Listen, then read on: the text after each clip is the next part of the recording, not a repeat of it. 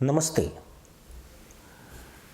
Iran के वर्तमान राष्ट्रपति का जीवित बचे रहना संयोग नहीं है, बल्कि एक सवाल है। ईरान की पूरी लीडरशिप को इजराइल ने खत्म कर दिया है, सिवाय विदेश मंत्री अरागची और राष्ट्रपति मसूद पेजेश्कियान को छोड़कर। जबकि इजराइल चाहता तो उन्हें भी अब तक निपटा चुका होता, लेकिन अमेरिका और इजराइल की ओर से जो दावे आए वे किसी के गले नहीं उतर रहे हैं। कहा गया कि इन दोनों ईरानी नेताओं को इसलिए जिंदा रखा गया है ताकि वार्ता करने के लिए कोई प्रमुख व्यक्ति बचा रहे। हैरानी की बात यह है कि इजराइल और अमेरिका ने ईरान में रिजीम चेंज करने का ऐलान किया था, लेकिन अब सुगबुगाहट है कि मसूद पेजेश्कियान को ही सत्ता सौंपी जा सकती है। ऐसे में सवाल उठ रहे हैं कि क्या मसूद ही मोसाद या CIA का एसेट है, जिसकी मुखबरी पर खामनेई समेत ईरान के टॉप जनरल और नेता मारे गए। दोस्तों, आज हम उस मुद्दे को सामने रखेंगे जो किसी के भी होश उड़ा सकता है, क्योंकि यह सिर्फ खबर नहीं, एक ऐसा कड़वा सच है जिसे जानने के लिए हर कोई बेताब है। क्योंकि सवाल सिर्फ यह नहीं है कि कौन मरा, बल्कि यह है कि कौन बचा और क्यों बचा। अब मामला सिर्फ हमलों का नहीं रह गया, अब मामला उन चेहरों का है जो हर तूफान के बीच भी खड़े रह गए। और सबसे बड़ा नाम जो बार बार इस पूरे घटनाक्रम के बीच उभर कर सामने आता है वो है मसूद पेजेश्कियान। एक ऐसा चेहरा जिस पर जितना कम बोला जा रहा है उतने ही ज़्यादा सवाल उठ रहे हैं, और यही खामोशी सबसे बड़ा शोर बनती जा रही है। जब एक के बाद एक ईरान के बड़े नाम गिरते गए, जब सुरक्षा ढांचे के अंदर तक घुसकर सटीक हमले किए गए, जब वैज्ञानिक कमांडर और रणनीतिक दिमाग निशाने पर आते गए, तब दुनिया को पहली बार एहसास हुआ कि यह कोई साधारण संघर्ष नहीं है। यह वो खेल है जिसमें गोली से ज़्यादा खतरनाक जानकारी होती है, और जानकारी वहीं से निकलती है जहाँ से सिस्टम सबसे ज़्यादा मजबूत दिखता है। क्योंकि बाहर बैठकर कोई एजेंसी इतनी गहराई तक नहीं पहुँच सकती जब तक अंदर से कोई दरवाज़ा खुला न हो। और यहीं से असली सस्पेंस शुरू होता है, क्योंकि जितनी तेज़ी से हार्ड पावर को ख़त्म किया गया, उतनी सावधानी से फेस ऑफ पावर को बचा हुआ देखा गया। और यही वह पॉइंट है जहाँ कहानी सीधी नहीं रहती, बल्कि एक गोल चक्कर में घूमने लगती है। क्योंकि अगर किसी के पास इतनी ताकत है कि वह देश के सबसे सुरक्षित लोगों तक पहुँच सकता है, तो क्या वह देश के राष्ट्रपति तक नहीं पहुँच सकता? या फिर उसने कोशिश ही नहीं की? और अगर कोशिश नहीं की तो क्यों नहीं की? यह सवाल जितना सीधा दिखता है उसका जवाब उतना ही उलझा हुआ है। क्योंकि अंतर्राष्ट्रीय राजनीति में कई बार हमला करना आसान होता है, लेकिन सही जगह पर हमले न करना उससे भी बड़ा फैसला होता है। और जब कोई ताकत किसी को छोड़ देती है तो वह छोड़ना भी अपने आप में एक मैसेज होता है, एक संकेत होता है कि खेल अभी खत्म नहीं हुआ, बल्कि असली खेल अब शुरू हो रहा है। अब जरा इस पूरे घटनाक्रम को जोड़कर देखिए। एक तरफ लगातार टारगेटेड ऑपरेशन, दूसरी तरफ कुछ खास चेहरों का हर बार बच जाना, और तीसरी तरफ अचानक बातचीत की बातें। यह तीनों चीजें जब एक साथ होती है तो यह महज इत्तेफाक नहीं रह जाती, यह एक पैटर्न बन जाती है। और हर पैटर्न के पीछे एक रणनीति होती है जो खुलकर सामने नहीं आती, लेकिन हर कदम में दिखती जरूर है। और इसी रणनीति के केंद्र में आकर खड़ा होता है एक सवाल। क्या यह सिर्फ किस्मत है कि मसूद पेजेश्कियान हर बार इस तूफान से बाहर निकल आते हैं, या फिर यह एक ऐसा खेल है जिसमें कुछ किरदारों को जानबूझकर बचाया जाता है ताकि कहानी आगे बढ़ सके?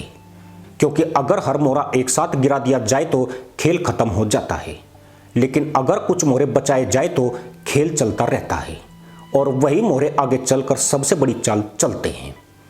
यहीं से कहानी और ज़्यादा गहरी होती जाती है, क्योंकि अब यह सिर्फ ईरान या इजराइल की बात नहीं रह जाती, यह उस पूरे सिस्टम की बात हो जाती है जहां ताकत सिर्फ सामने से नहीं बल्कि पर्दे के पीछे से भी काम करती है। और पर्दे के पीछे चलने वाला खेल हमेशा ज़्यादा खतरनाक होता है, क्योंकि वहाँ न कोई नियम होता है न कोई जवाबदेही, सिर्फ परिणाम होता है। अब सोचिए, अगर किसी देश में लगातार सटीक हमले हो रहे हों और हर बार हमलावर को अंदर की जानकारी मिल रही हो, तो इसका मतलब क्या है? क्या यह सिर्फ टेक्नोलॉजी का कमाल है, या फिर सिस्टम के अंदर कोई ऐसा चैनल खुला है जो हर जानकारी बाहर पहुंचा रहा है? और अगर ऐसा चैनल है तो वह कितना ऊपर तक जाता है? यह सवाल जैसे ही उठता है वैसे ही कहानी एकदम खामोश हो जाती है, क्योंकि इस सवाल का जवाब अगर मिल जाए तो पूरा खेल खुल सकता है।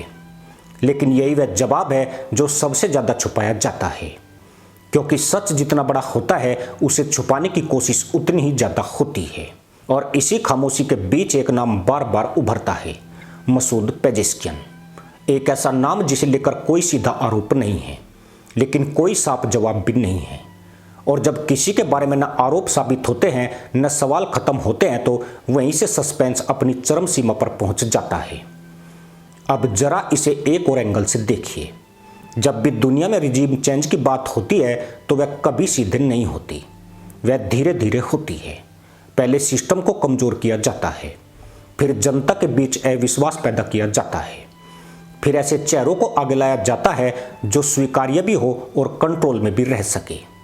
और यही वह जगह है जहां हर छोटा फैसला भी बहुत बड़ा संकेत बन जाता है। अगर कोई बाहरी ताकत सच में किसी देश की दिशा बदलना चाहती है, तो क्या वह हर उस व्यक्ति को खत्म करेगी जिससे बातचीत हो सकती है, या फिर वह ऐसे लोगों को बचाकर रखेगी ताकि सही समय पर सही डील की जा सके? और अगर वह बचाकर रखती है तो क्या वह सिर्फ मजबूरी होती है या फिर पहले से बनाई गई रणनीति का हिस्सा?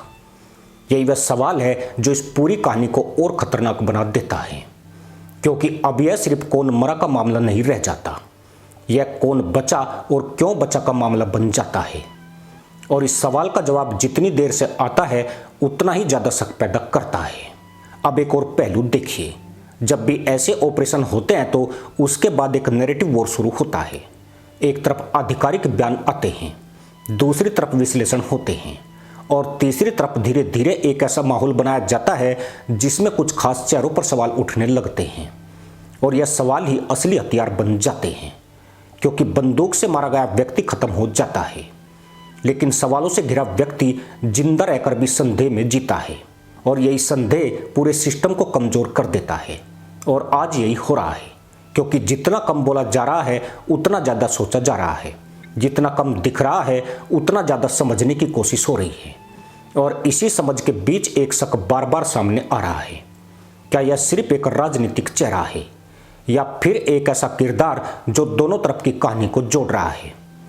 दोस्तों, यह सवाल जितना खतरनाक है उसका जवाब उससे भी ज़्यादा खतरनाक हो सकता है, क्योंकि अगर सच में सिस्टम के अंदर कोई ऐसा व्यक्ति हो जो दोनों तरफ खेल रहा हो, तो फिर यह सिर्फ एक देश का मामला नहीं रहेगा, यह पूरे क्षेत्र की स्थिरता का सवाल बन जाएगा।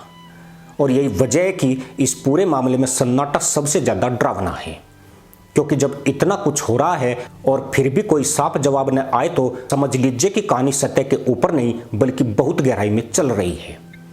अब अंत में बस एक ही सवाल बचता है, क्या मसूद पेजेश्कियान सिर्फ एक ऐसा नेता है जो हर संकट से बच निकले, या फिर वह इस पूरे खेल का सबसे अहम हिस्सा है, एक ऐसा हिस्सा जो दिखता कुछ और है और होता कुछ और है?